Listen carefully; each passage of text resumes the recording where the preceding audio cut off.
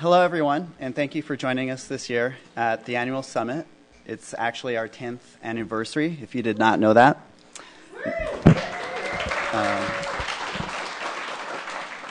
My name is David Scrimger, staff co-chair of the Chancellor's Advisory Committee on Sustainability. And hi, everyone. My name is Nolan Pack. I'm the student co-chair. And we're happy to be here at the summit this year. Thank you for coming. As always, the summit is a great time for us to look back and remember what we've done each year. But this year, we'd also like to recognize how far the committee has come in the past 10 years. And also, we're not only here to look back. We've got a great collection of people in the room who have been committed to making Cal a sustainable and environmental community.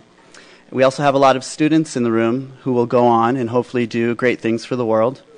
And by hosting this summit, we also can bring in world innovators to join us and celebrate as well as one of our guest speakers today. And it's been an interesting year with many new efforts and many new projects that we've decided to launch. And I'll let Nolan talk about some of those. Hi, everyone. As David mentioned, CACS is celebrating its 10th year. And for the last decade, this committee has been truly instrumental in pushing sustainability forward on this campus. In just the year that I've been co-chair of the Chancellor's Advisory Committee on Sustainability, we developed the first Green Labs Task Force. We advanced new programs. For example, this year the committee is, in its forward-thinking approach, started 2 new internship programs.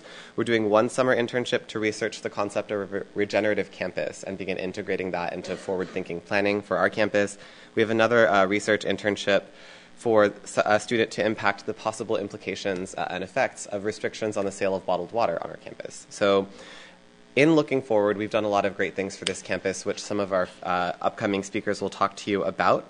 And one of those people who I'm very excited to introduce is a true champion of sustainability on this campus. I would like to invite to the podium Catherine Koshland, the Vice Provost of Teaching, Learning, Academic Planning, and Facilities at Berkeley. Among Vice Provost Koshland's responsibilities are the major operating units including University Extension, Summer Sessions, Study Abroad and Lifelong Learning, the Student Learning Center, the Athletic Study Center, and the Center for Teaching and Learning and Educational Technology Services. She is the Wood Calvert Professor in Engineering and a Professor of Environmental Health Services in the School of Public Health and a Professor in the Energy and Resources Group. She's also a sustainability leader here at UC Berkeley. She's been an active member of the Chancellor's Advisory Committee on Sustainability and has chaired the Cal Climate Action Partnership Steering Committee since its inception. Please join me in welcoming Vice Provost Koshland.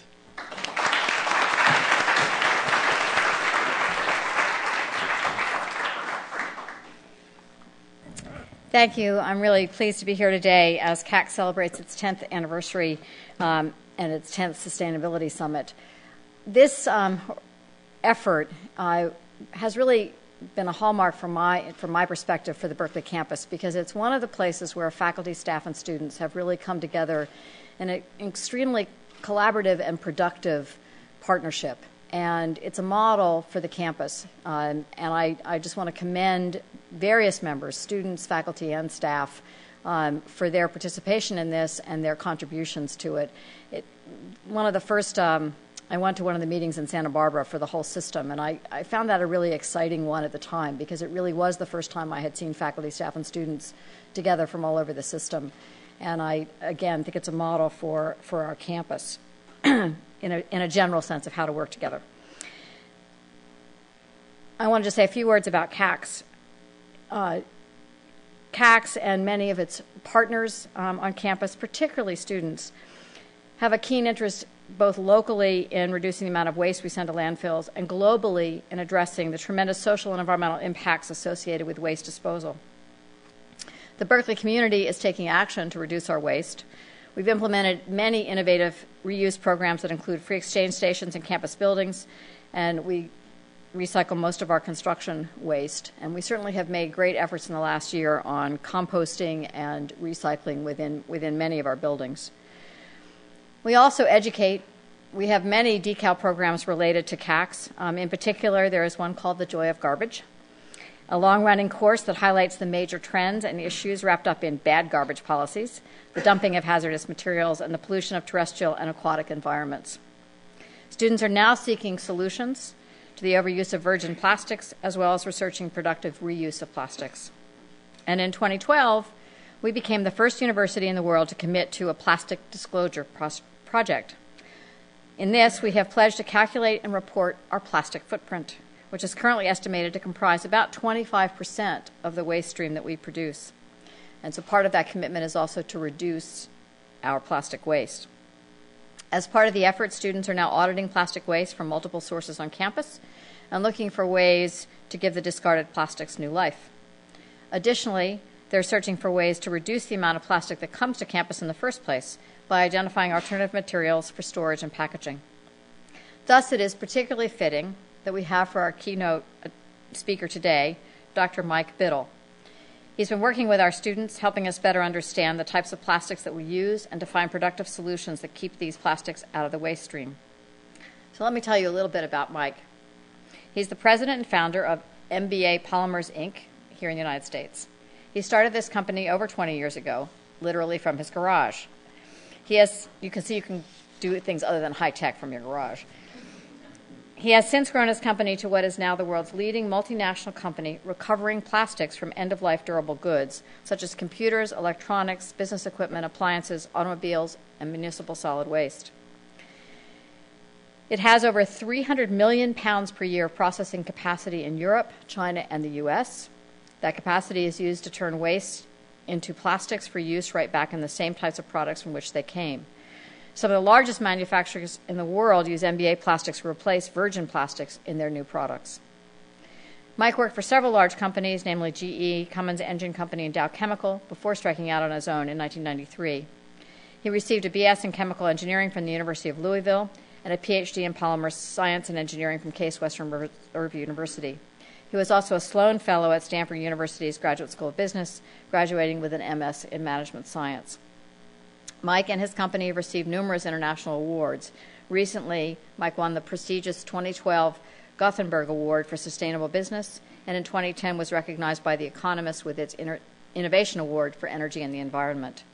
His TED Talk has received positive comments from all over the world with over 1 million views, and a new big SHFT 3-minute documentary is raising awareness around the opportunity to close the loop with plastics. Please join me in welcoming Dr. Mike Biddle to the podium for his address. Creating a circular economy with plastics. Thank you very much. You're welcome. Let's see, I have to figure out how to turn this on, I think. This will be my first technical challenge. There we go. Can you hear me? Does that seem to be working? Great.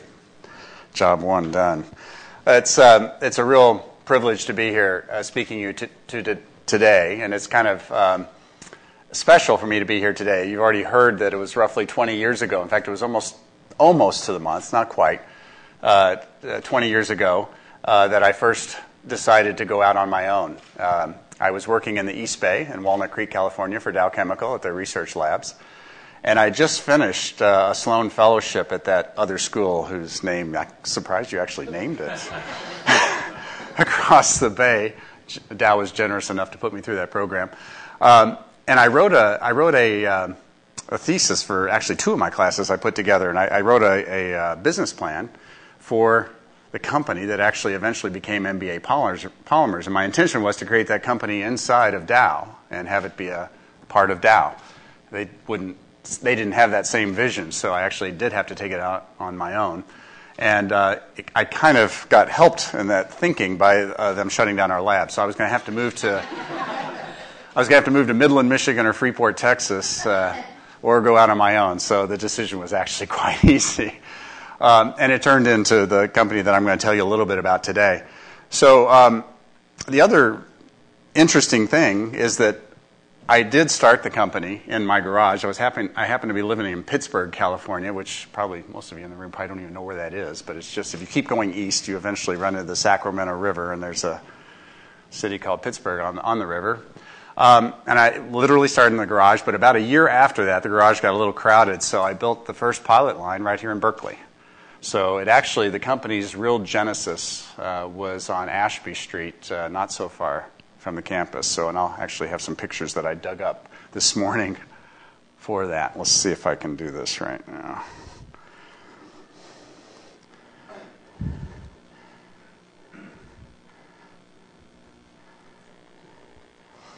So I will be talking to you about creating a circular economy. That's sort of a new concept, at least in Western thought. I actually think China has embraced this and is trying to live it even before much of the rest of the world. And they are actually building cities based on this in China, or at least trying to.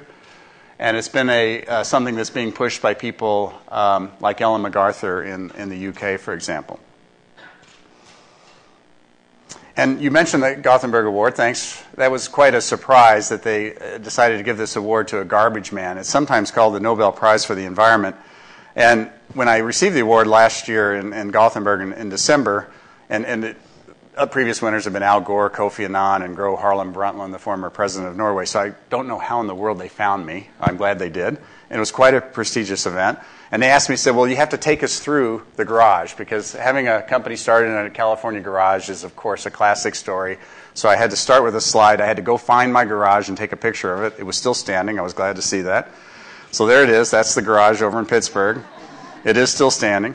And I thought, instead of today, 20 short years from garage to Gothenburg, I'll do from Berkeley and back in 19 short years, because it was about a year after that garage that I moved the company to Berkeley. That was our first sign being put up on Ashby. It's a much younger me down on the lower right. That was our first pilot plant coming together, and we begged, borrowed for whatever equipment we could find to put it together. Got some grants here and there, even from the city of Oakland. Tried many different ideas. This was Sputnik, that thing in the middle. We thought that was going to change the world. It actually never worked, but it looked cool, so we showed it to a lot of people even after we knew it didn't work. That was our very sophisticated laboratory on the left, and our first air classification system. That doesn't sound too sexy, but boy, it was sexy when we got that, because that was brand new. It was one of our few new pieces of equipment. State-of-the-art plastics identification laboratory. It was like Star Wars. We could identify plastics in milliseconds with just by shining an infrared light on it. This was the state-of-the-art equipment 20 years ago.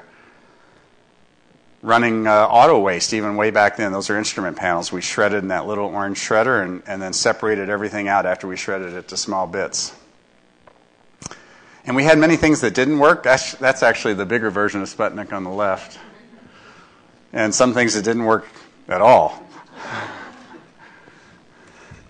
But we finally got it to work, and we held in 1996. We had a bunch of the automotive companies come and see how great we could do stuff, and now we're working with all these companies, starting to sell them back recycled plastic. It only took us 20 years to get there commercially. This was our first load of production load of plastics. We get a lot more of those now. So I'd like to start you on a journey, and I'd like you to think about how you think about your stuff. And think about how you thought about your stuff when you were a toddler. Now, it's been a while since I've been a toddler. But I'm a late starter. My wife and I both, I see we're kind of going off the top there, but you may have heard something called the Toddler Rules. But I'm a late starter, and I've got young kids. In fact, that's my son. He's got a Cal Berkeley. I did not fix that photo. That's in my TED Talk, by the way, so that wasn't for this just for you guys. He's always got multiple toys in his hands, even though he's 8 years old now. And his rules go something like this. It's my stuff if I saw it first. The entire pile is my stuff if I'm building something. The more stuff that's mine, the better, of course. And it's your stuff if it's broken. Well, after spending more than 20 years now working in the garbage industry or the waste industry, it's not clear to me that we actually give these toddler rules up when we grow into adults or as countries, quote, develop into developed nations. And let me tell you why I have that perspective. Because each and every day at our recycling facilities around the world, we handle about 1 million pounds of people's discarded stuff. Now, 1 million pounds a day sounds like a lot of stuff. But it's a tiny drop in the bucket of the stuff we discard every year around the world.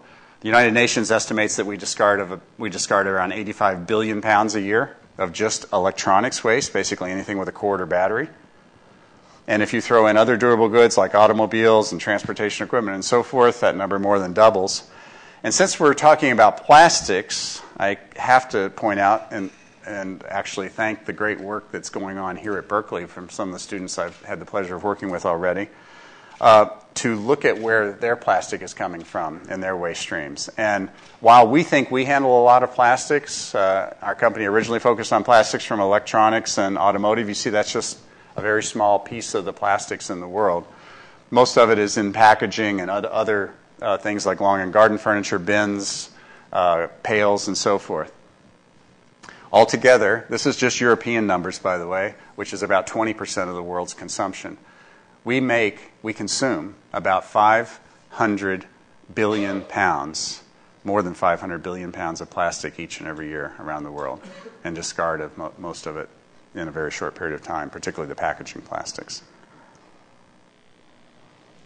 That is such a big number that I'm going to borrow some artwork from a guy that I think just does a brilliant job named Chris Jordan. If you're not familiar with Chris Jordan's work, I encourage you to go visit his websites. So what Chris Jordan tries to do is, through art, communicate big numbers, big ideas, big things, big issues. Because 500 billion pounds is just a big number. It's a number with a lot of zeros behind it, much like our national debt. So what Chris Jordan does is he creates artwork. Now this looks like probably a modern art piece. And what you can do on his website is you can continuously zoom in on his artwork. So if you start, I'm just going to take you through 3 steps here. So if you zoom in a little bit, you can tell it's 3-dimensional. Maybe it looks starting to look like a chemical factory, which is what I was trained to work in. But if you zoom in even more, you see each one of those stacks and tubes is made up of lots of little plastic cups. And in fact, he took 1 million of those little plastic cups to make that artwork that he shot. And that's the number of plastic cups we use just on U.S. airlines every 6 hours. That helps bring big numbers home when you see artwork like this and you put it in perspective like this. I'll just give you one more. He's got many on his website. He's done it with mobile phones, many things. This is another one I like. It's T-Rex. And if you zoom in on T-Rex's head or any other part, the entire artwork, by the way, is made up of the same stuff. You see that it's plastic bags. And in this case, he's taken 240,000 plastic bags, which is approximately equal to how many plastic bags the world consumes every 10 seconds. Again, helping us put in perspective big numbers. So what happens to this stuff when we're done with it? Well, it usually ends up in piles that look like this. And again, I could show you hundreds and thousands of pictures, but you get the idea. And when most of us see these piles, we think of garbage. But when our company sees these piles, we think of above-ground mines. And the reason we look at it that way is because a lot of valuable materials went into these products in the first place to manufacture them. And when you look at these products, particularly the ones that we focus on, there's 2 predominant materials that have been used to manufacture them. Different types of metals and different types of plastics. And of course, as the world not only increases in population, but more importantly, increases in affluence, particularly in the developing parts of the world, those folks want the same toys and tools that we take for granted every day, and they want more and more of this stuff, and they need more and more metals and plastics and so forth to make their stuff. And who are we to say that they shouldn't have just as many toys and tools that we have? So to get the metals, we're going to ever more extreme locations and deeper mines to extract the ore. And to get to the petrochemicals, to make the plastics, we're going to ever more remote locations and more extreme technologies like fracking here in the U.S. to obtain those natural resources. And those practices have both environmental consequences and economic consequences that we're already starting to see today. Well, the good news is the metals, at least, are being reused in fairly significant percentages. These are photographs from what are called automobile shredders. They're called automobile shredders, but only about 40 to 50% of what they shred are automobiles. They also do large appliances, construction debris, and so forth. Basically, what they do is they shred our end-of-life stuff into small bits. They take a car and turn it into hand-sized pieces of metal in about 20 seconds. And they do this in order to liberate the different metals from one another. They recover the metals and leave behind all the rest of the material, which is predominantly plastics. The metal, if it makes it to a metal recycler, the metal recycling rates are very high, over 95% typically, because the metals are valuable and they're relatively easy to recover. The plastics are a whole other story. And just to put that in perspective, a very simple graphic, I'm using steel as a proxy for metals. Steel, again, is recovered usually at well over 90%, usually over 95%, if it finds its way to a recycler, which it usually does. Plastics, on the other hand, are typically 10% or below the actual recycling rate, that is.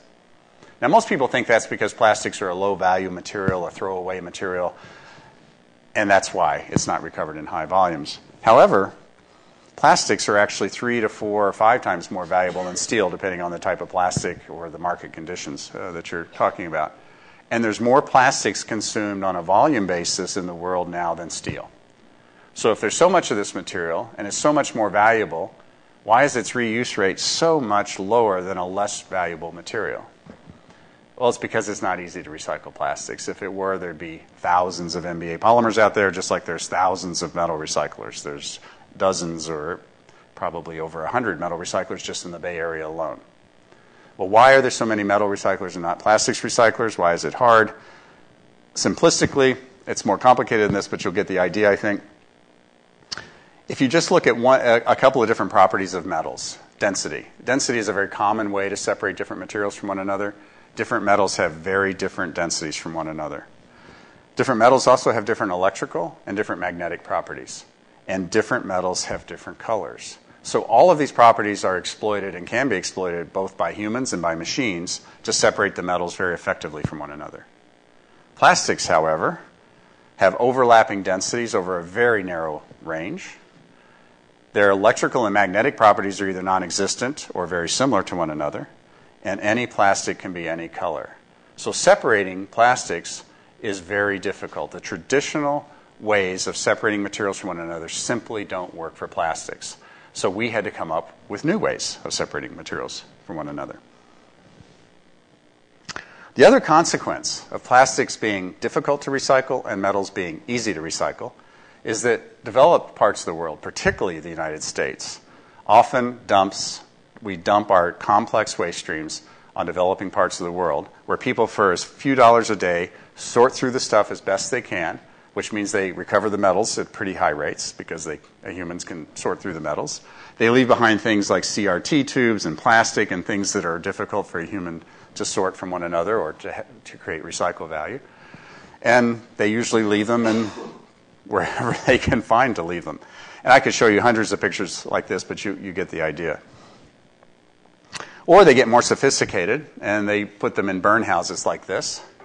And inside the burn houses, people are burning metal-containing organic materials. They're burning away the organics, which are often plastics, in order to get to the metals, and then they pull the metals apart by hand.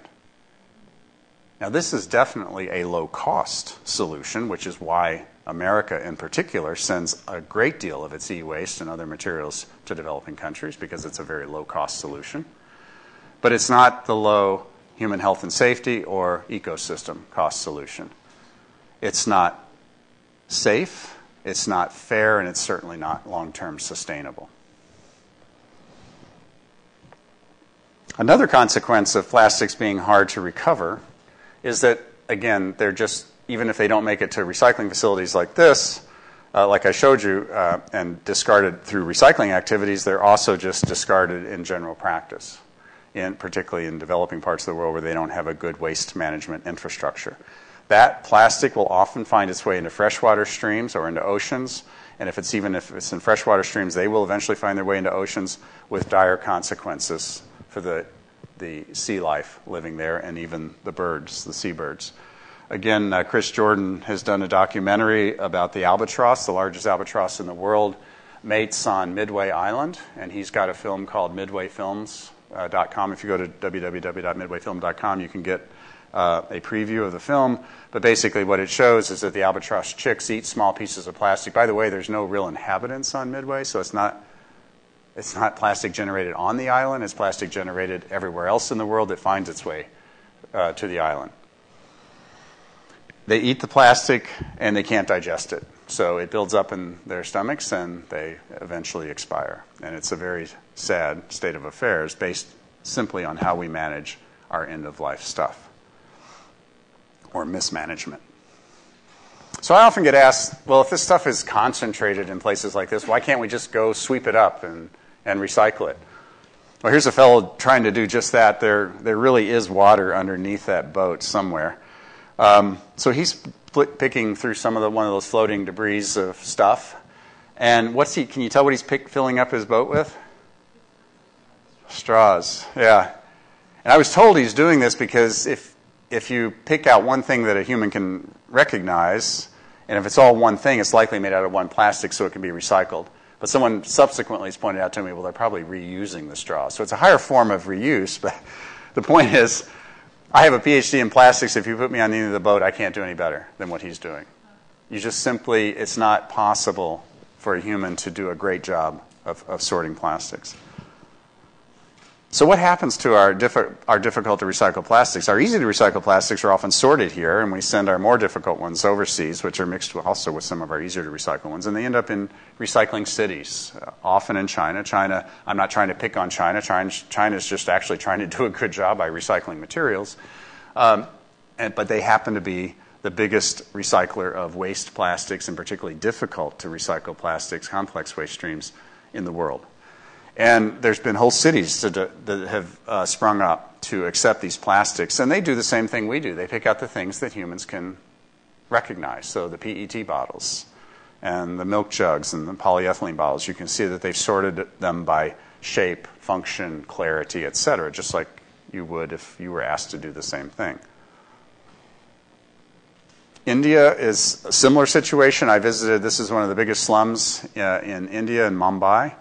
On the rooftops, they store waste plastics, and then they take them underneath those roofs in small workshops, hundreds of little workshops like this, where people try to sort plastics by color, by feel, by the sound it makes when it lands on the floor, by any characteristic they can to try to separate them into different types of plastics. They then typically get molded into low-quality uses, the ones that they can sort out by hand.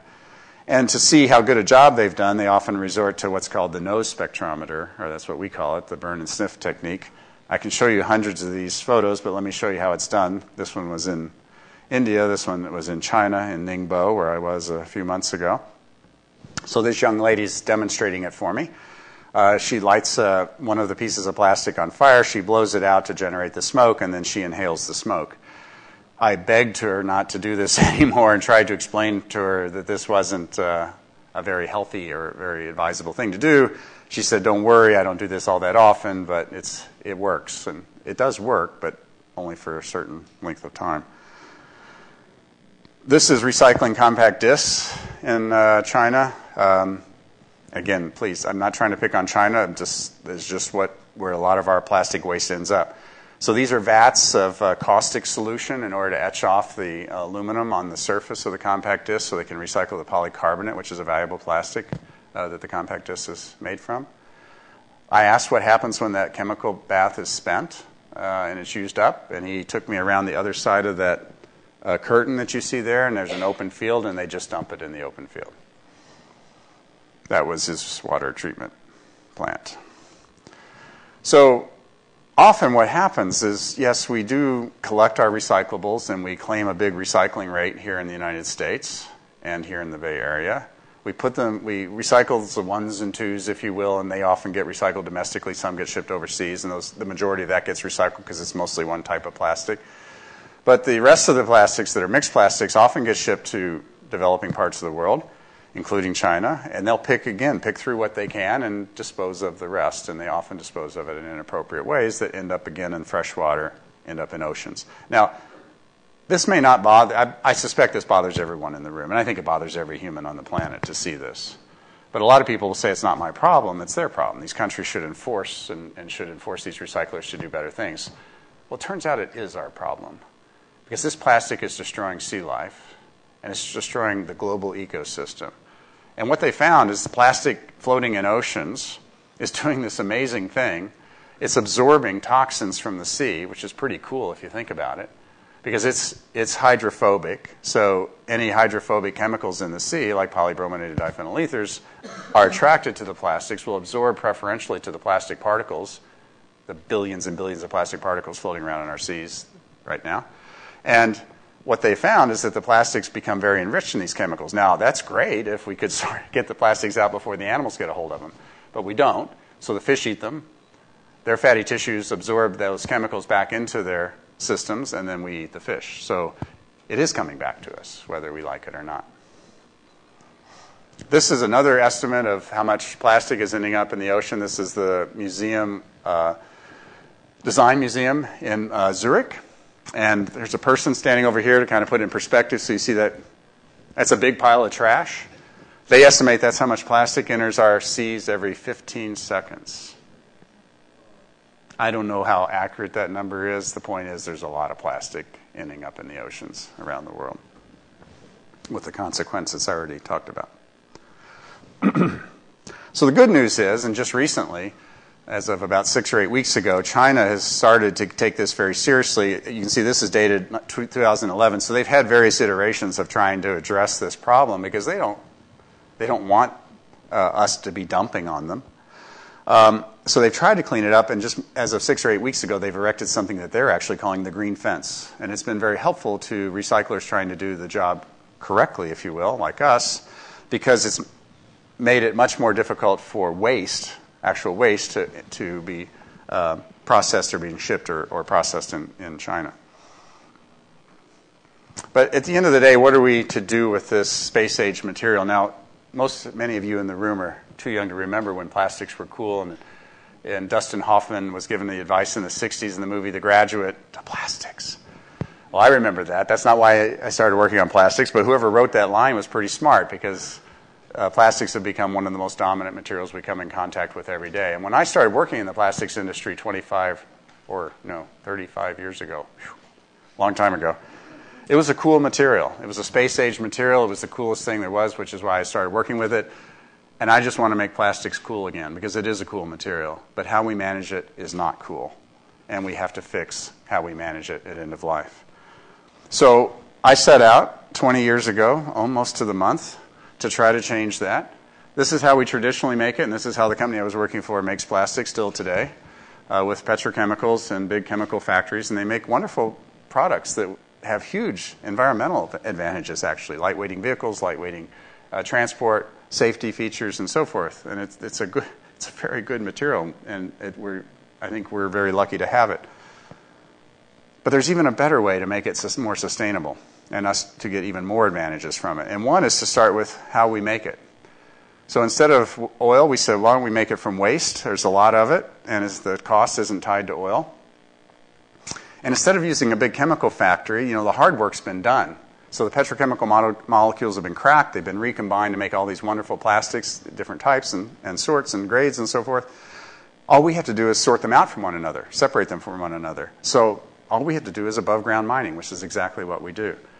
So our plants are still very sophisticated, but they're much lower capital cost to build because we're not breaking down it at a molecular level. We do it at the particle, a macro level. We save 80 to 90% of the energy. In other words, we only require 10 to 20% of the energy compared to making plastics from petrochemicals. And that's been done through a full-blown LCA study by IMPA, which is a very well-renowned university or research institute in Switzerland, and it's been third-party refereed. So that's a real number. And our plants are more flexible. So instead of spending hundreds of millions of dollars to make a chemical plant that will only make one type of plastic its entire life, our plants can make any type of plastic we feed them. We're just separating them from one another. And we make a drop-in replacement for virgin. Our customers get to save 1 to 4 tons of CO2 per ton of plastic that they use, depending on the type of plastic that they're replacing. They get to close the loop, and they get to make more sustainable products. So I'm going to show you a 1.5-minute video, kind of walk you through one of our factories. But if you visit our website, we have more extensive videos where if you're curious, you can kind of see a little bit more in detail of what we do. So it starts with metal recyclers for us, or waste companies who take out the things that they can take out easily. In this case, it's shredding it and getting out the metals. What they leave behind is called shredder residue in the case of automobiles or electronics. They miss some metals and circuit boards, carpeting, foam, rubber, wood, glass, dirt, stones, dead animals even, literally. And we sort through all of that to remove the stuff that's not plastic away from the plastic. We use fairly traditional recycling technology to do that, screening, air classification, sifting, metal separation technologies, and we end up with a plastic flake. That was the Willy Wonka part of our factory. Then we go into the much more sophisticated separation part of our plant, where we're separating all the different types of plastics, not only by type, but by grade and eventually by color. The color is actually the easy part in that equation. And we do it at the particle level, about the size of your small fingernail, 6 millimeters. These are the particles coming out. That's one type, one grade of plastic before it's been color sorted. After it's color sorted, it goes into blending silos like this, 50,000 pounds each, to make the colors and other properties homogeneous. They're sent to spaghetti-like making extrusion machines where strands of plastic come out. They're chopped into little pellets, and this is the currency of the plastic industry. We make a direct one-to-one replacement for virgin plastic. One type, one grade. As I said, so not only is our technology unique in the world, we're also the first really global plastics recycling company. Plastics is sort of the last frontier, and there really hasn't been a global plastics recycling company until now. We started, as I mentioned, right here in California, right here in the Bay Area, right in Berkeley. We happen to be in Richmond now. We kind of ran out of space in Berkeley, so we still our first production plant, which is now just a pilot plant and research plant, is just in Richmond, California, not far from here. In fact, I rode my bike here today.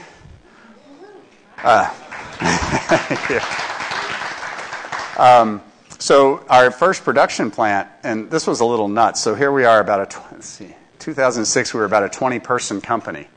And we built 2 plants, world-scale plants, state-of-the-art plants, never been built before, within 6 months of one another, one in China and one in Austria. I don't know what we were on when we thought we were going to do that, but we managed to pull it off. It about killed us, literally. It almost put us out of business. But we got both those plants up and running, and now they are each processing, China's doing just under 100 million pounds a year, and Austria's doing over 100 million pounds a year of recycled plastic and selling it right back to mostly electronics companies, which I'll show you some examples of in a moment. Our latest plant, is in the UK, and that plant processes not only electronics waste, but automotive recycling waste from end-of-life automobiles and also municipal solid waste. So the type of plastics that many of the students are characterizing coming from the university, for example. Rigid packaging waste we're recycling on a very large scale. And that plant's twice the size of either of our other 2 plants. And it's still ramping up to full capacity. This is our China plant, if you're ever in Guangzhou, China. And the reason we're in China, we're not there for what I call environmental arbitrage, which is what I meant to describe when I said earlier where we put our waste out of sight, out of mind. And we're not there for low labor costs. We're there because our customers are there. Most electronics in the world are made within 45 minutes of our plant. So we are very, very close access to the largest contract manufacturers in the world. Our plant in Austria, everyone asks, why in the world did you build your first European plant in Austria? Well, it's because a big metal recycler in Austria came up and said they wanted to build a plant with us, and they would give us the feedstock for the plant. I said, okay. It's turned out to be really good because a lot of the Western waste comes to the plant from Western Europe, and most of Eastern Europe is sort of the Mexico of Europe, or the China, the China for Europe, where they do a lot of the electronics manufacturing. So we have our source of material on the west of us, and we have our customers on the east of us. So actually it's pretty well situated. Again, as I said, our largest plant is in the UK and handling all different types of waste. It's the only plant in the world ambitious enough to recycle plastics from 3 different complex waste streams. In fact, there's no plant like it in the world. There's no plant like any of the 3, but particularly like this one. So now, instead of seeing your waste end up on a hillside in a developing country, or worse yet, up in smoke, you can find it back in new products sitting on your desktop. I'll just point out the one on the left, Little Footprint Lighting. That's a local California producer, and she's trying her best. It's a woman CEO. She's fantastic, great energy, great, beautiful product. It's an LED light, so a low-energy light. And she's trying to have it all manufactured in California to the extent that she can. All that plastic black ABS you see there was manufactured at our Richmond, California plant for this, and we've got a lot in store for her just so she can continue manufacturing these lights. Electrolux is another one of our big name brand customers. They came to us, typical of a manufacturer, saying, well, can we put it in a hidden part on the vacuum cleaner and maybe use 20% of recycled plastic and 80% of virgin because, recycled plastic has to be inferior, right? We said, sure, start there, but why don't you try a few parts at 100? Long story short, within a year, we were in 6 parts on this left vacuum cleaner. Appearance parts, 100% our plastic. And we still are there today. In fact, they're so proud of it. I don't know if you can see, you probably can't read it here, but this says 70% recycled plastic. They actually mold it on the part. So they believe, at least, that helps them sell more vacuum cleaners. So they believe that there is a market out there for people that actually care about such things. We're in coffee makers, so far not food contact, so it's not in the hot water because we don't have FDA approval. I don't even know if we're going to seek it. I've got so many other approvals, UL, Ross, REACH, you name it. It takes us lots of extra money just to get all of those certifications, so we haven't gone down the FDA path yet, but in exterior components, this coffee maker and the new George Clooney U machine, the Nespresso, has our recycled plastic in it. This is a local printer manufacturer. These are HP printers. The one on the top, the one on the left, I wish I had a close-up of this. I do, but not in this presentation. That's a mirror finish. You can see yourself in that particular top. That's hard to achieve with virgin plastic, but that's 100% our recycled plastic. So now, I hope we can revisit your stuff. And since I gave my son some airtime, I got to give my daughter some airtime at the end. It's not a Berkeley shirt, but it's a Listen to Your Mama shirt, so I think that's just as good. My wife thinks it has one meaning, I think it has another, so we're going to go with the earth meaning today. So we took our clues from Mother Nature.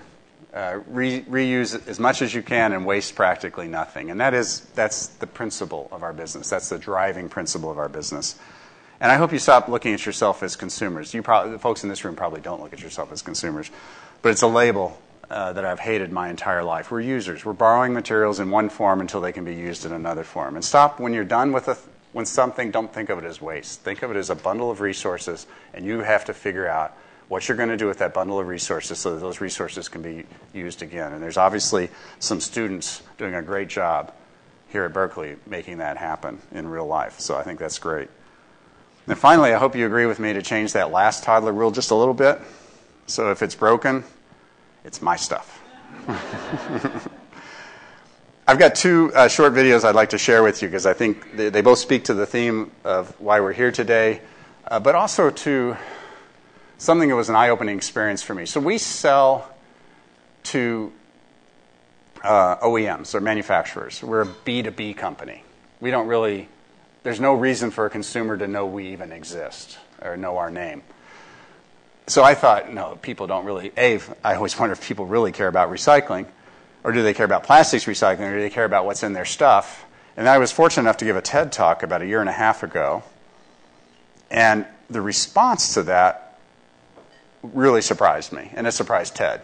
So within 4 months, we had 400,000 views on TED.com. There's over 700 just on TED now, and they estimate 1.5 million web-wide because more than 50 other websites have picked it up and are hosting it as well.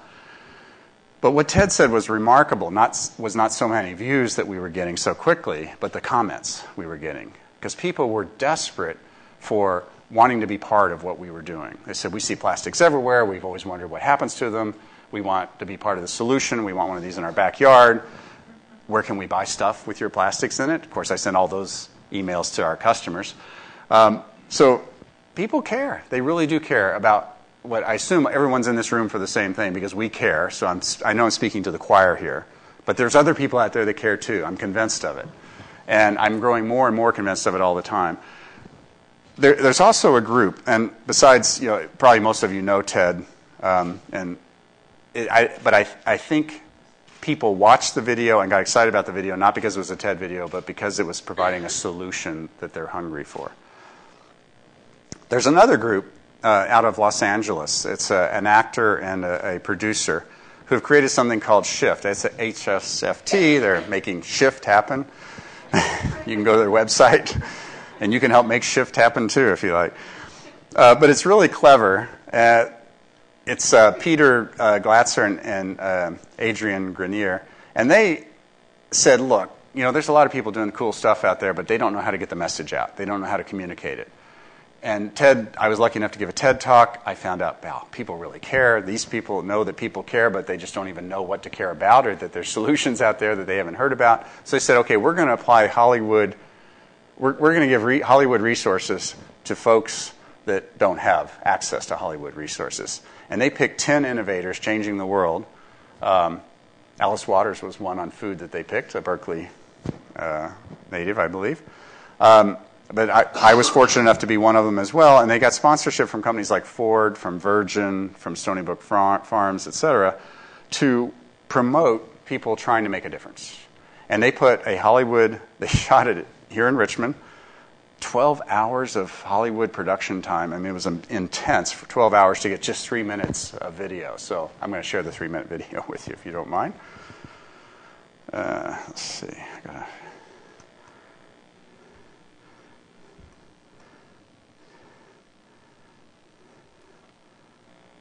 Nope. That's not it. That's it.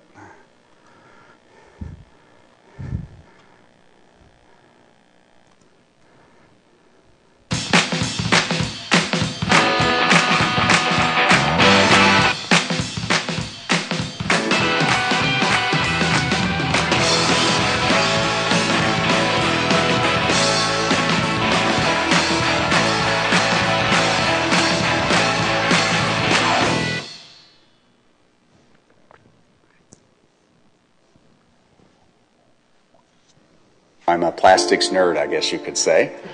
And I was working at the very high-tech end of the plastics industry when it occurred to me, we're going to run out of stuff to make our stuff. There had to be a way to reuse these plastics. I went to the company I was working for, which was a big plastic chemical company, and I said, hey, I think we should look at recycling our plastics. The initial response I got back was, we didn't hire a PhD in plastics to work on garbage. So I decided I needed to go out on my own.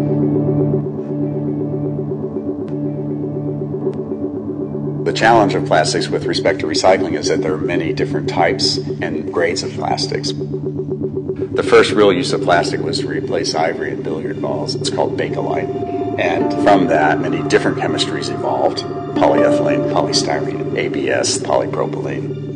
Now it's in just about everything we touch. But how do you separate all of those many different types and grades of plastics from one another so that they can be reused for a high-quality purpose again? And that is the code, basically, we had to crack. That was we tested everything on the planet, and it took faith. It actually took faith because we didn't know how we were going to do it. You solve one problem, and then you work on the next one. Wow, that actually worked. And then the next one, and the next one. It took a number of different technologies, from food processing, metal manufacturing, from mining technology, combined together and tweaking them in different ways to force plastics to separate. But we're here now, and we've made it happen. We believe we're giving materials a new life. When I first started working on this, the recycle rate for plastics was less than 5% in the world. What a waste of valuable resources. 500 billion pounds of plastics consumed in the world each and every year. And we have to drill another oil well to get the petrochemicals to make the plastics. What comes out the end of our process is a little plastic pellet that's ready to go right back into a new computer or car part.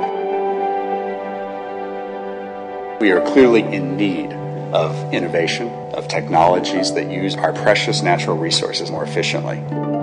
We got to where we are today by building on ideas from many different people, many different parts of the world.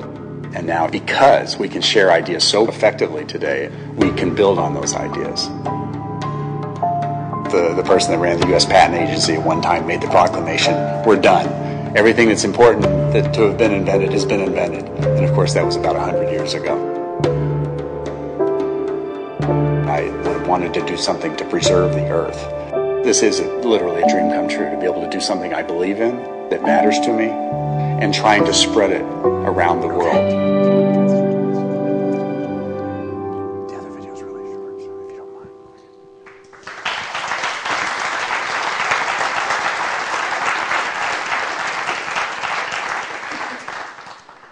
And because we have so many students in the room, I think we are getting short on time, but the next video is only 1.5 minutes, so if you'll bear with me. Oops, nope, don't bear with me on that, sorry. That's not what I want. This speaks to why you're here and why I'm glad you're here. This is, how many of you heard of the Holste Manifesto? It's a few of you? Okay. There's some fans in the audience of that. So let me tell you why this speaks to you, I think.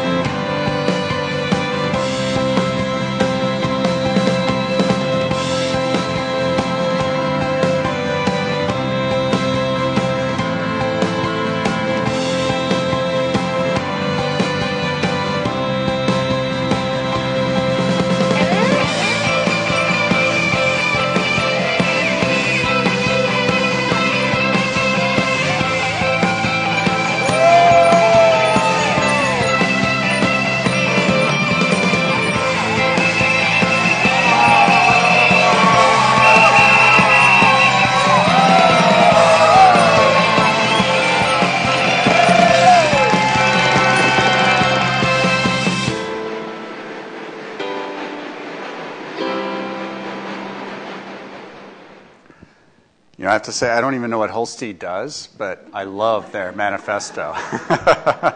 And I think it's a very simple message.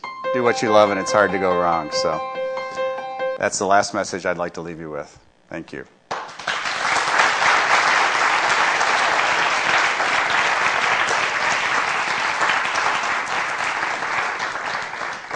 And I'm sorry for taking so long, because I'd love to answer questions, but I understand we have only a few minutes for that. But do we have time for questions? It's up to you guys. We have time for maybe one or two. Do you all have any questions? Catherine has a couple of microphones, so if you just raise your hand, we can bring one to you.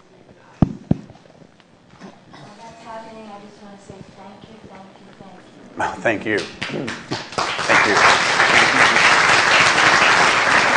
It's been a long journey. If it wasn't for a few claps along the way, we wouldn't have kept going. So thank you. Yeah, I have a question here. Yeah, so this is great work you're doing. Thank you as well. I don't know if everybody's aware of it, but there's at least one, and I hear now there's multiple of these plastic islands in the Pacific Ocean the size of Texas. Is there anything you or what you're doing can do to help with that? And that's, for those of you who see my TED Talk, that component of this talk is not in there. Yes, we're trying to work with major organizations. One of them is the same organization that's running the PDF with Berkeley, which is the first university to adopt the PDF, the Plastic Disclosure Project. So knowing where your waste is and where it goes is part of that. Fishing it out of the oceans is a whole other issue. I just agreed a few weeks ago to be president of something called Waste Free Oceans.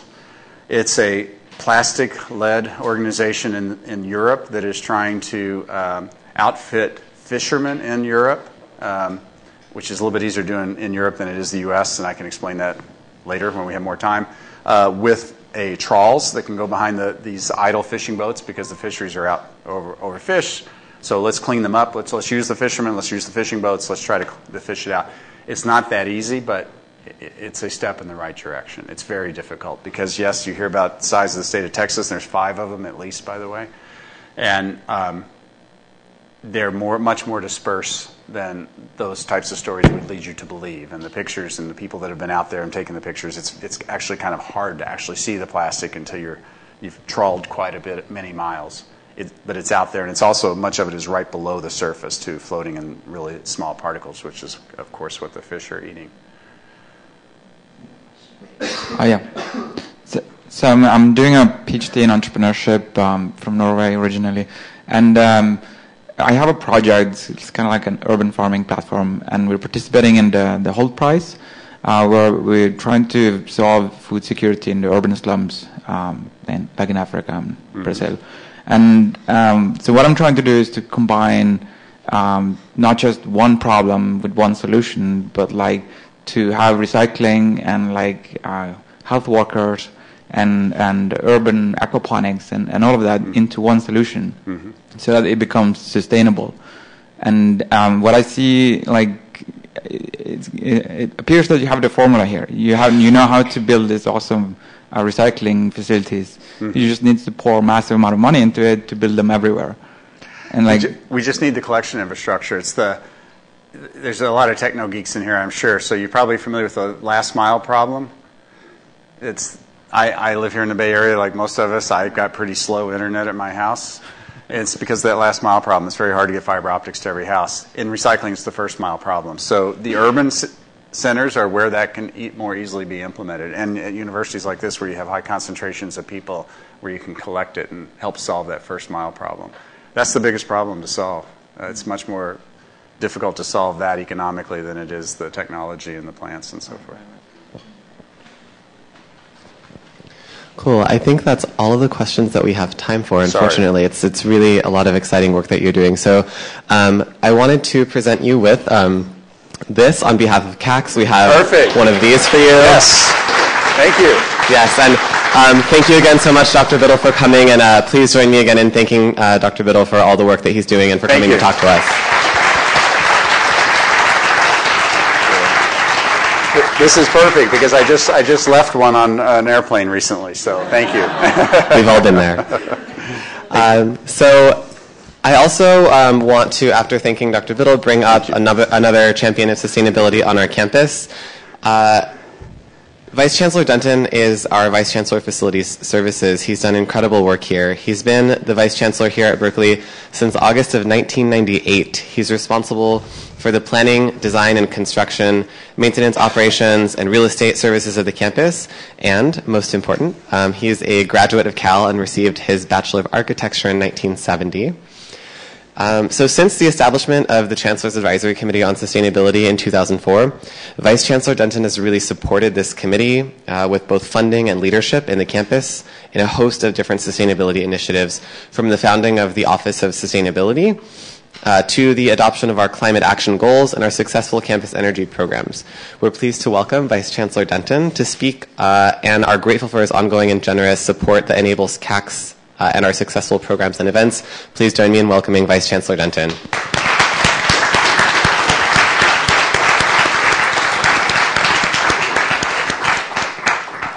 Thanks, Nolan, and congratulations on your elections.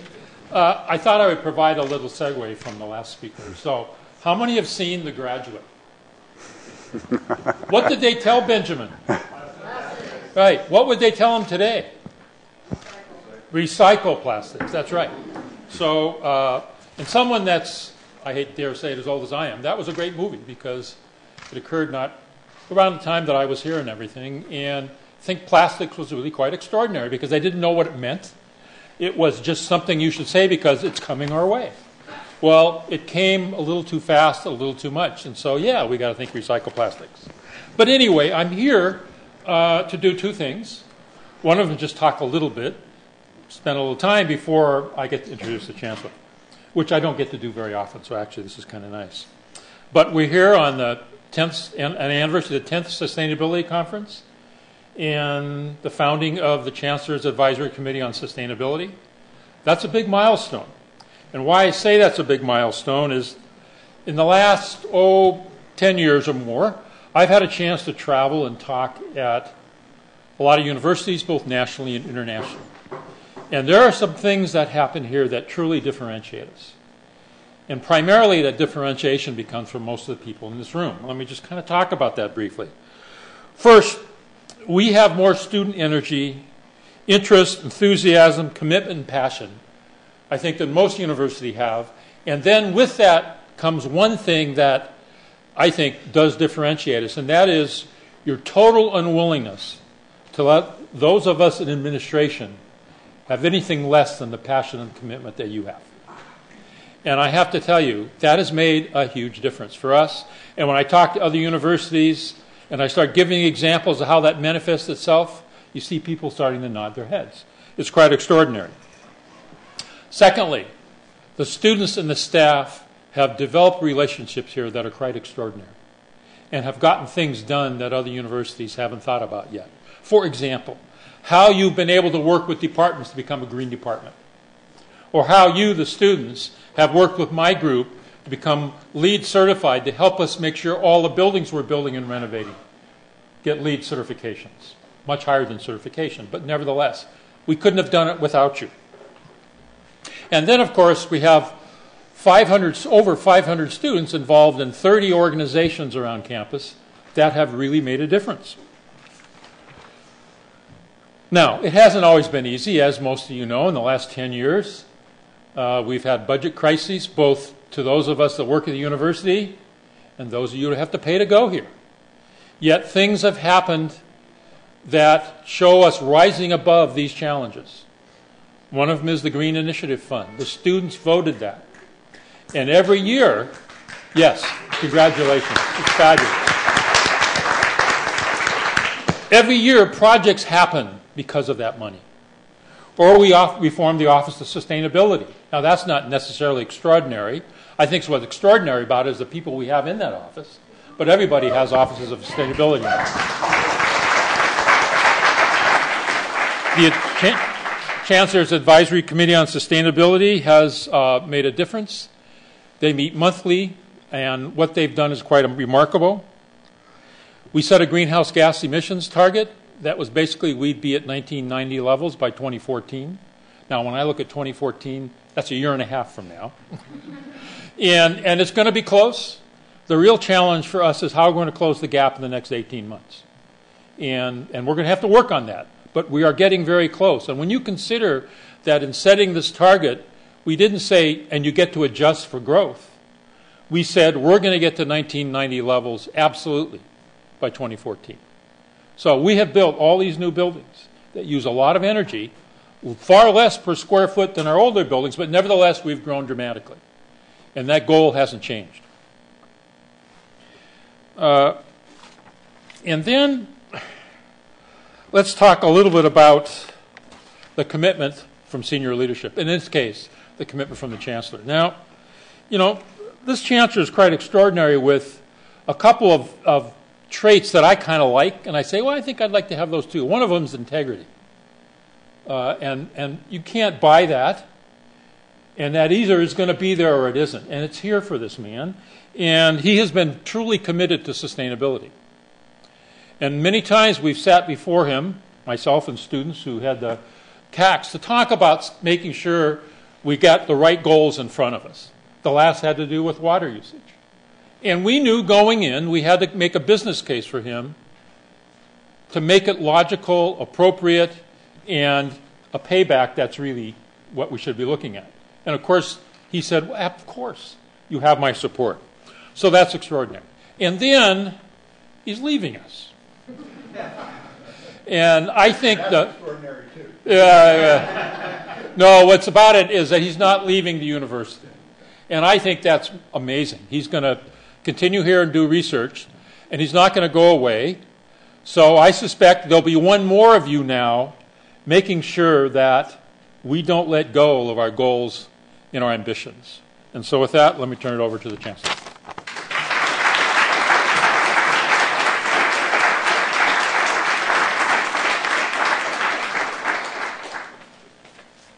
Gee, thank you so much, Ed. Of course, I want to welcome everyone and thank Ed for this wonderful introduction, and thank everyone that's here today. It's your, as you all know, your daily choices of action yesterday, today, and tomorrow that are behind even our largest sustainability successes. When we choose how to commute to campus, what to eat for lunch, or whether to recycle and compost waste, we make a contribution to improving campus operations and to a more sustainable future. When students decide on majors and researchers apply for grants and set up laboratories, they choose to learn about sustainability and advance the knowledge of potential solutions to our current problems. When staff apply for CACs or TGIF grants or buy green products, they're helping to achieve our goals and realize our vision for a sustainable campus in the future. Of course, I want to acknowledge all of you for these choices and for coming here today to celebrate 10 years of the Chancellor's Advisory Committee on Sustainability and our annual summits. And indeed, you know, people are, of course, now, in fact, my next thing is yet another TV interview. So I'm going sort of, as I'm finishing up, from TV interview to TV interview, and I'm always asked, you know, what are things that you're proud of? Fortunately, they don't ask me what I'm not proud of. There's a long list of that, too. But I always mention sustainability, and with apologies to both the staff and to the faculty here, I give first credit to the students, because the passion of the students here for sustainability is really just extraordinary.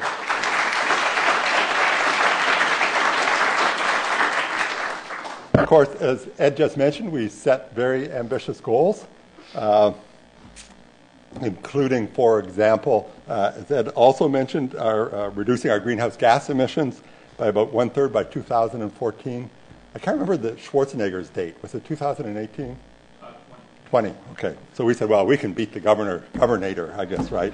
I think I just heard from Ed that it's good that someone else is going to be chancellor just in case we don't make it. But as you know, to show our support of the new chancellor, we obviously have to have a really heavy push for the next year and a half to ensure that we actually achieve this goal. And it is a sloping background, as Ed said, to use a physicist's word, because we've added on a remarkably large number of new and important buildings, including the one we're sitting in right now, which have therefore increased the energy load overall of the campus. And so we're trying to meet this goal by 2014 with a physical plant that's significantly larger, and in particular has laboratory buildings like Li Ka-shing, which are very energy intensive. So it's really quite a challenge. More recently, we set a potable water reduction goal in 2011. And in this case, it's much more optimistic because there we kept the year at 2020 as achieving the reduction of 10% from our 2008 levels, and Ed tells me we're almost there in 2013. So the water usage goal we've actually almost met in 7 years short of the actual time.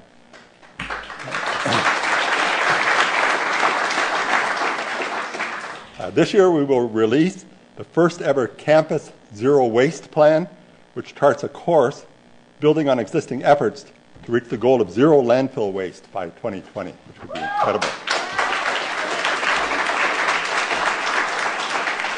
Through the process of developing the zero waste plan, over 25 groups and departments on campus and numerous staff and students have become invested in taking action and implementing this plan. The plan details the needed strategies, including improved recycling, reuse, green procurement, and education. The one most impactful strategy identified is campus-wide organic waste composting, which in combination with better education could get the campus halfway to the goal. We've certified 10 buildings under the LEED process, where LEED stands for Leadership in Energy and Environmental Design, which means now that almost 7% of campus space meets this extensive sustainability standard. We will also be recognized in June at the California Higher Education Sustainability Conference with an award for Best Overall Sustainable Design for the new Maximo Martinez Commons. So, you know, how good is that, right? Our fuel use from fleet and commuting is almost 1/3 less than that in 1990, while our purchases of sustainable food now represent about 1/4 of our total purchases. And like BC Denton, I cannot think of our work over the last 10 years, as I already said, without recognizing our students. I'm continually impressed by the innovation and the sheer number of sustainability projects that are completed on this campus each and every year, some of which are on display at the poster session in the lobby. Right, and again, with our students playing an important role.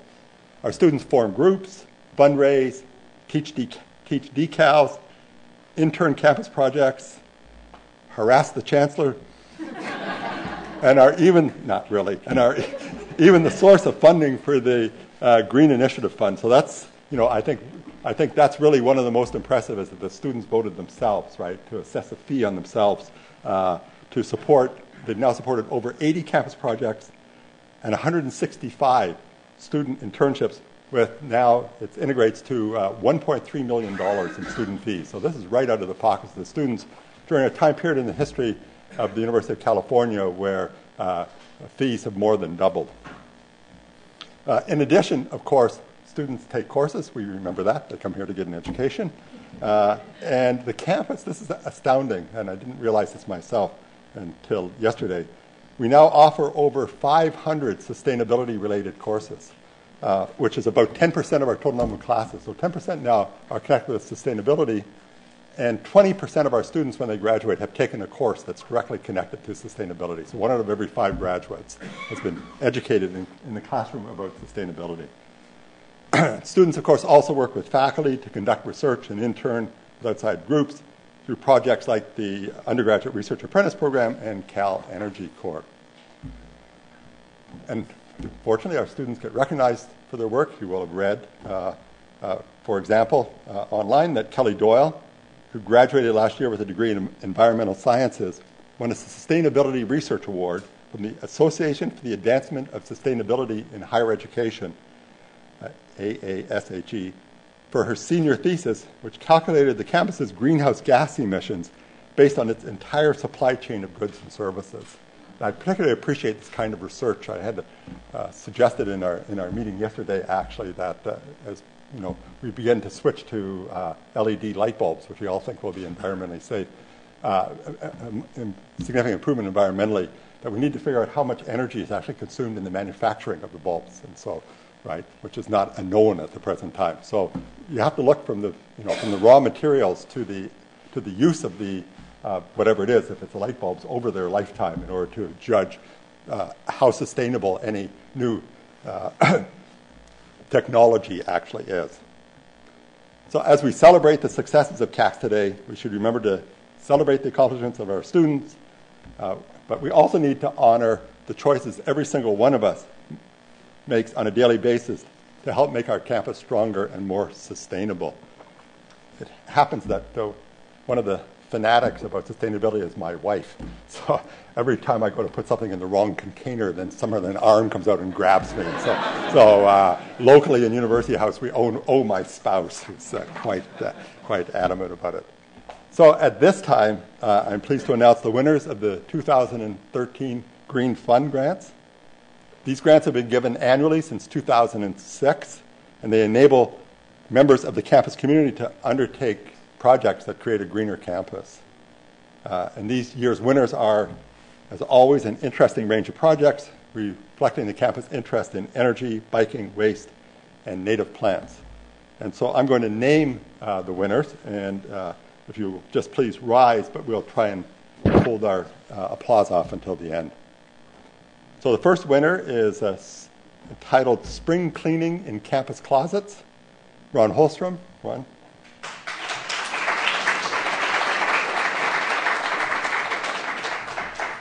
I'm glad you did that.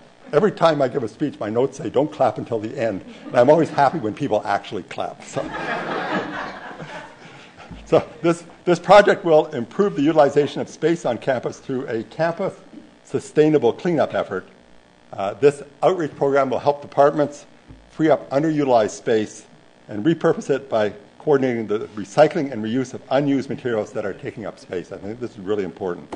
And as a matter of fact, the first spring cleaning is happening right this very moment in Barrows Hall. So that's great.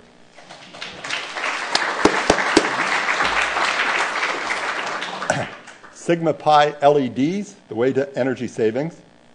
Garrett Bogle, who's a second-year student in conservation and resource studies. So he's the winner, Garrett Bogle. This initiative will reduce water and electricity use in the fraternity house by installing energy-efficient devices and materials. Sigma Pi aims to reduce water consumption by 15% and will install over 30 LED light bulbs and insulation in their basement. Next project is swag bags for bicyclists. Greg Haight, who's the Associate Director, Environmental Protection and Chair, Campus Bicycle Committee. Greg, who's here?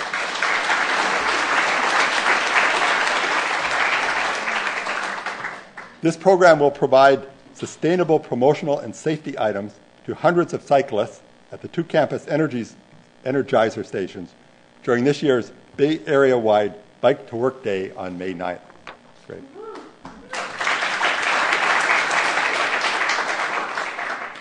Fitting plant to place.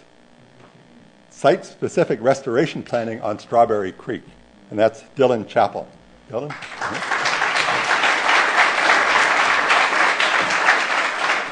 Dylan is a PhD student in environmental science, policy, and management. This grant will fund the work of 2 undergraduate students to perform site preparation, collecting plant data, acquire native plants from local nurseries, and propagate plants in the Strawberry Creek Native Plant Nursery as part of the campus's effort to restore the watershed. So that's terrific. And congratulations to all of the grant recipients. These are really wonderful projects.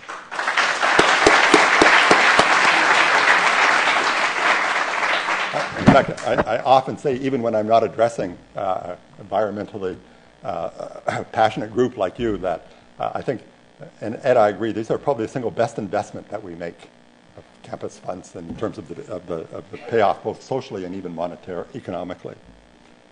I'm also excited to present the winners of the Campus Sustainability Awards. The campus community is indebted to the hard work of students, staff, and faculty, making Berkeley a more sustainable place to work, live, and play. And I'm pleased to honor our 4 award recipients for 2013. Our first winner is Arpad Horvath. Arpad, are you here?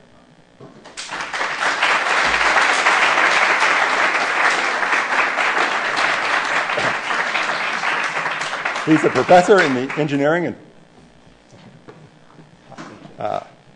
and project management program in the Energy, Civil Infrastructure, and Climate program in the Department of Civil and Environmental Engineering here at UC Berkeley. Not only is Professor Horvath's research advancing the understanding of climate impacts in engineering and teaching students about cutting-edge methods, he's also been a contributor to campus sustainability efforts for the last 10 years. We're going to take a photograph, and I'll put on a jacket. Okay, sorry, let me put on a jacket. No, I love to respect that.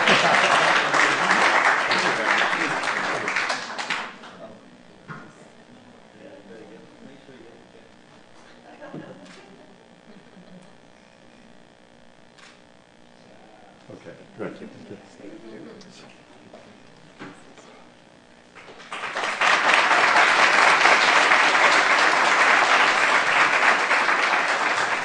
A couple more words about Arpad. He was a founding faculty member on CACS and served for the first 4 years on the committee.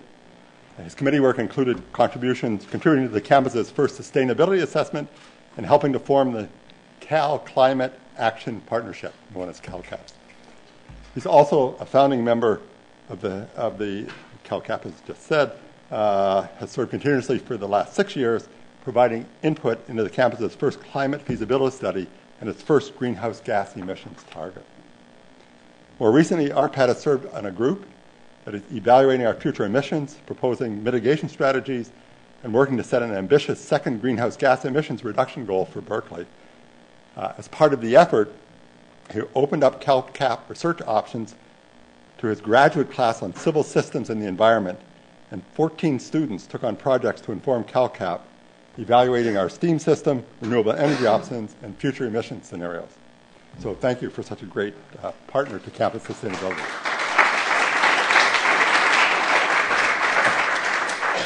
Our campus award is to Kira Stoll.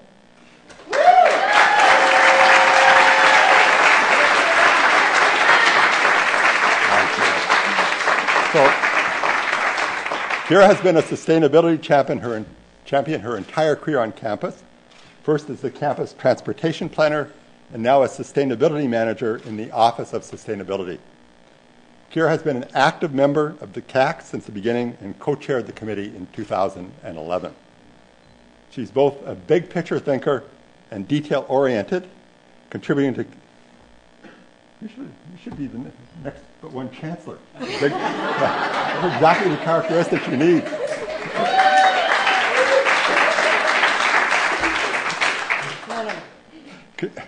But no, I was going to make a second. I'm not going there because it'll get quoted and then I'll be in big trouble. Contributing to campus-wide initiatives while also producing results and accomplishments day to day. Kira has also been a supervisor and mentor to countless students, providing guidance and helping them to complete successfully their studies. Some of Kira's many sustainability successes include securing and implementing grant projects, ranging from staff sustainability trainings to outreach campaigns, co-authoring Berkeley's first bicycle plan and zero waste plan, spearheading the campus water goal, and organizing multiple successful CACS-related events.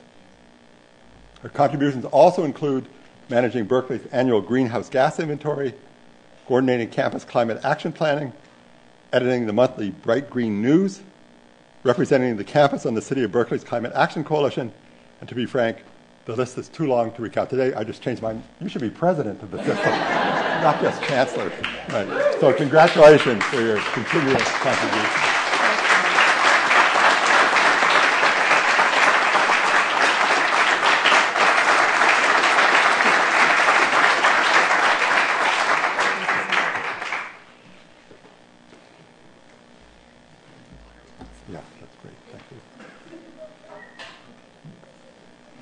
You notice it's in a cup, not in a bottle. We lost Elliot, so that was a remark for Elliot. Our third award winner is Monica Harnato.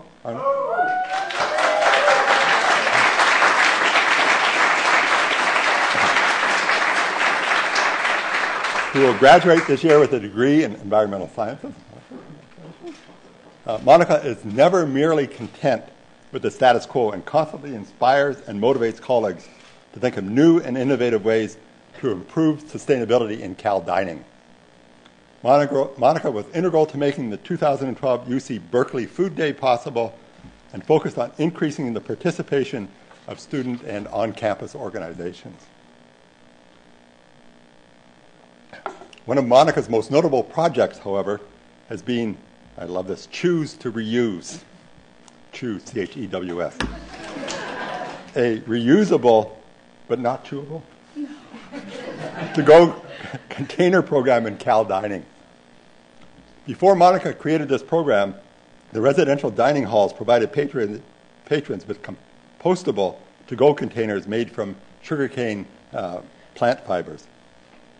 Compostable containers are undoubtedly a vast improvement over plastic or styrofoam containers, but reusable containers take sustainability a step further. Starting out as a pilot at the Foothill Dining Commons, the program has now been expanded to all dining commons, in large part due to Monica's strategic implementation, ensuring that the program was simple for students to use.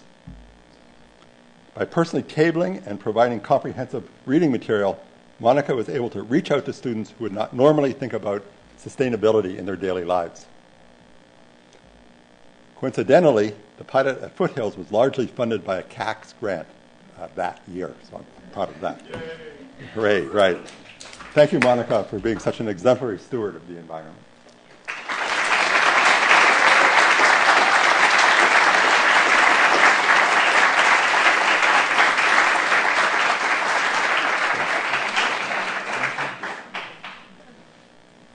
Our final winner is Nature Village.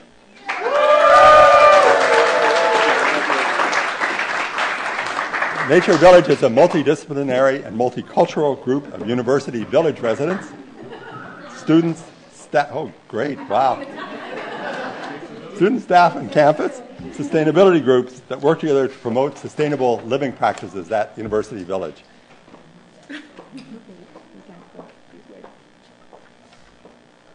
Okay, good.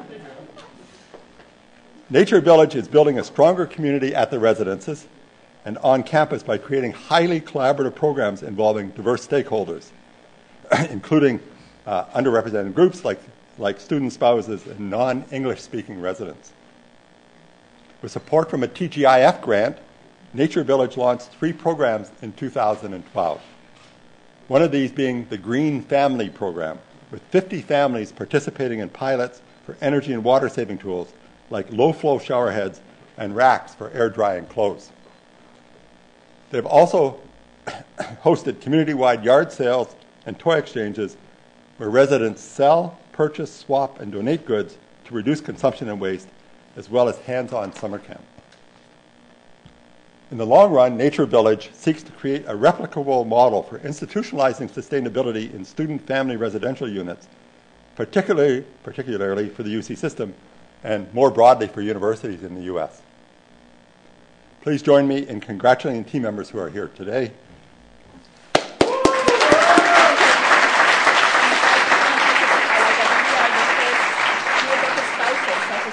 Oh, even better. Great.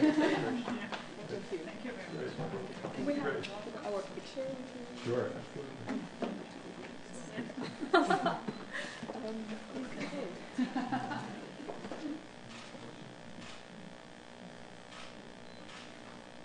Thank you. Thank you.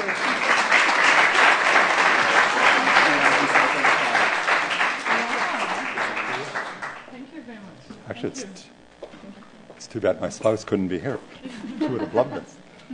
So in closing, I hope that you have enjoyed today's summit and that you'll leave here energized and celebrating your own successes. Elliot, you missed me noting that this was in a cup, not in a plastic container. I want to take a moment to thank CACS and Vice Chancellor Denton for support of the committee over the last 10 years. And I hope that the next 10 years are as successful and productive. The committee has consistently supported cutting-edge work on campus, helping set up the institutions on which we all rely. CACS has been a leader in making positive changes and has been instrumental, yet sometimes behind the scenes, in most of our largest environmental projects. I noted that sometimes behind the scenes, so you might not know the important role they're playing. And I want to thank Nolan Pack and David Scrimter.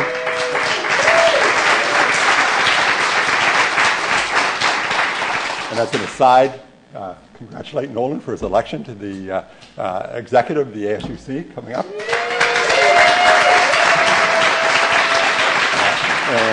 Actually, executive VP, is that right? Got it. I even remember. Good. And many others for their hard work in planning today's summit. So have fun, and let's make every day Earth Day. Thank you.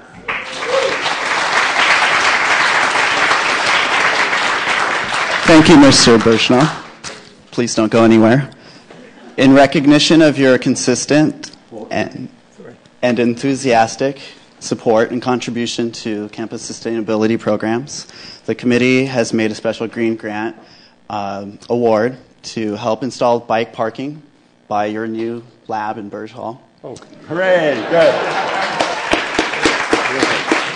We don't have the bike rack with us, but here's a certificate for you.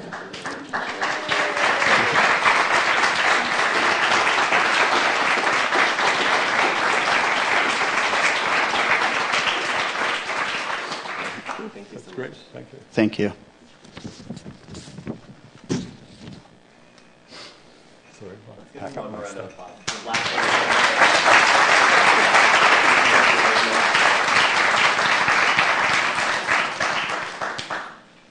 Hello again, and thank you, everyone.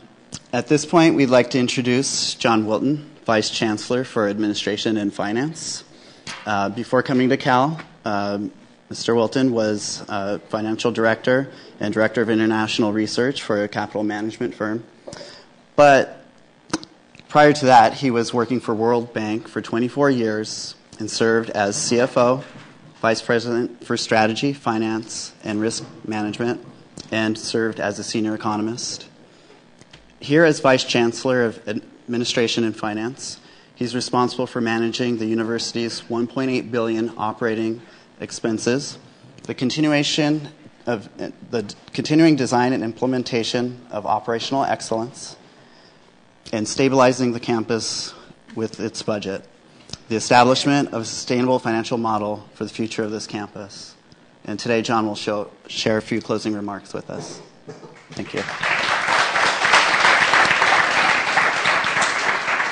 Good. Look, thanks. It's been a long session, so I'll be as quickly as I can. I couldn't help but think, as I was listening, that the students actually voted a charge on themselves to fund environment protection. And it took me to as that introduction said, I'm a lapsed macroeconomist. And I was thinking, wouldn't it be great if you had the public be aware enough to vote members of the Senate and Congress that would impose a carbon tax? If you wanted to incent people to use recycled products, the one biggest step that we could take as a nation would be to have a carbon tax. And it's sort of added to the long list of legislative failures, like gun control or investing in education. But and I won't go there. But it would be wouldn't it be terrific if the people that run the place were sensible? Now, anyway, go back to my script. So I think the first point I wanted to make is that, listening to today, and especially I was so glad I caught most of the presentation, is that what the work we do in innovation actually embodies one of the 5 operating principles that we are trying to have the campus adopt. And that is the second one, which is we imagine and innovate. And it's a principle that sort of seeks people to be creative and to take risks. And we had a great presentation from Sean Le Pen, who's sitting over there at Cow Dining, about the benefits of actually innovating and taking risks and not being too afraid of failure. I mean, one of the things that strikes you coming to Berkeley is its reputation of being innovative and revolutionary, and yet incredibly risk-averse. And it's not until we overcome some of that and can live with some failure that we're actually going to make the place as nimble and as innovative as it can be. And a lot of the work that's going on in this area has those characteristics. There's innovation, but there will be failure, and failure is okay. We just have to learn from it and move on. The second thought that comes to mind is that a lot of this, we hope, will apply to the new buildings that go through. Ed has been here overseeing all the buildings that we currently have, but we have a big project in the pipeline, which is called Richmond Bay Campus. It's a big plot of land that we own on the bay. We've done a lot of cleaning up over the years at great expense, but it's in good shape, and it's about 2/3 the size of Berkeley's campus. And I wanted to read something from the long-range development plan that's been developed. It says the vision for the Richmond Bay campus includes becoming a model of sustainability and environmental stewardship. We can use the new campus to test and showcase innovations in sustainable design and operations, to educate and inspire staff and visitors, and serve as a living laboratory through which research interests and sustainable facilities will align. So that's a terrific objective we have in that big undertaking. The third point is that CACS is beginning to tackle some of the difficult issues on resource use in laboratories. Obviously teaching and research laboratories are essential. You can't not have them. But their use of resources are much higher than other facilities. According to the statistics, 43% of our electricity is consumed in labs and 20% of our water.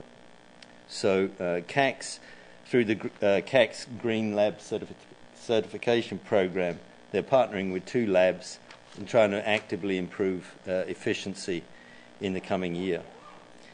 The last point is we have the energy management initiative that I'm a very keen supporter of, with Lisa up there, which is aimed to reduce energy costs by sharing information. Again, more transparency and more information hopefully leads to better decision making. We now have 84 buildings where we have real-time dashboards showing real-time information about energy usage, and we'll have another 18 buildings up and running on that dashboard in a few months. And that is amazing achievement given where we started from. And we've already seen tens of thousands of dollars of savings through people monitoring those dashboards and reporting things like broken pumps and things set incorrectly, and then stopping the overuse of water or electricity in real time. So it's been a terrific success already, and we've only been running for about a year.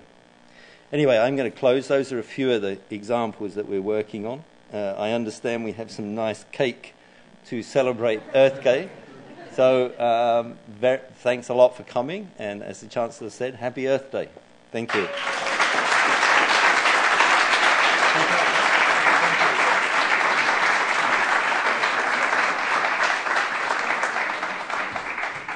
Great. Thank you again so much, everyone. Please do join us for cake just right outside. We've got a lot of it, so please have some.